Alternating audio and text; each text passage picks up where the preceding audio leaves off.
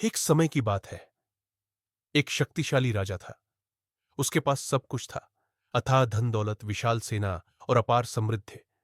पर उसके भीतर एक गहरी बेचैनी थी। उसका मन स्थिर नहीं था। वह रातों को चैन से सो नहीं पाता, दिन में मुस्कुरा नहीं पाता। उसके पास सब कुछ था, सिवाय मन की शांति के। फिर एक दिन राज्य में एक ज्ञानी साधु का आगमन हुआ। सादा वेश, पर नेत्रों में दिव्य तेज, चेहरे पर शांत मुस्कान, मानो अंतरिक्ष से उतरकर आया हो। राजा ने उनसे निवेदन किया, हे महात्मा, मुझे कृपया बताइए, मुझे मन की शांति कैसे प्राप्त हो सकती है।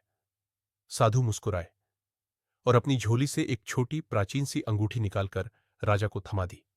उन्होंने कहा, इसे सहेज कर रखना, और जब तुम्हें लगे कि सब कुछ समाप्त हो गया है तो बस इसे देख लेना। समय बीतता गया। एक दिन एक क्रूर शत्रु ने राज्य पर आक्रमण कर दिया। भीषण युद्ध हुआ। राजा की सेना हार गई। राजा को अपना राज्य छोड़कर, प्राण बचाकर जंगल की ओर भागना पड़ा। सब कुछ उजड़ गया, और अब वह कभी महलों में रहने वाला पुरुष, वह एक उजड़े हुए वन में थका हारा अकेला बैठा था।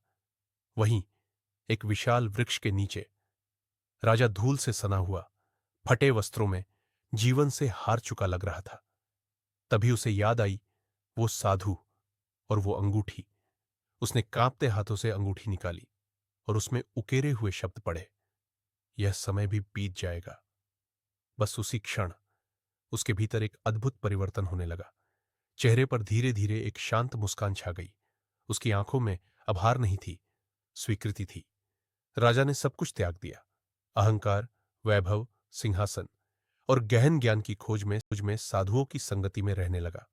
अब उसकी आंखों में क्रोध नहीं था, करुणा और बोध था। समय बीता।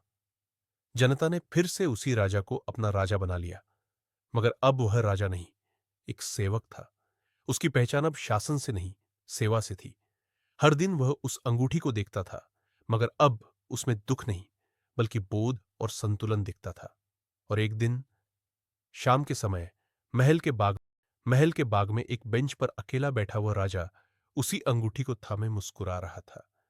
उसके मन में एक ही वाक्य गूंज रहा था, यह समय भी बीत जाएगा।